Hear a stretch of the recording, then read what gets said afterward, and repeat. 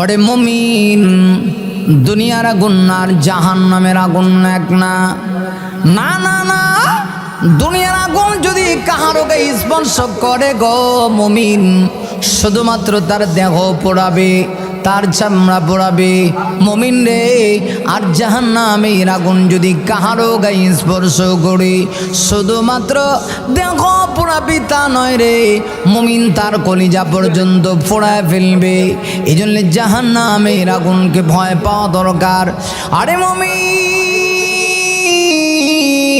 আল্লাহ রাব্বুল আলামিনের জন্য আমার তেলাওয়াতকৃত আয়াতের ভিতরে আমার আল্লাহ বলেন, ইয়া আইয়ুহাল্লাযীনা আমানু কু আনফুসাকুম ওয়া আহলিকুম নারা ওয়াকুদুহান নাসু ওয়াল হিজারাতু আলাইহা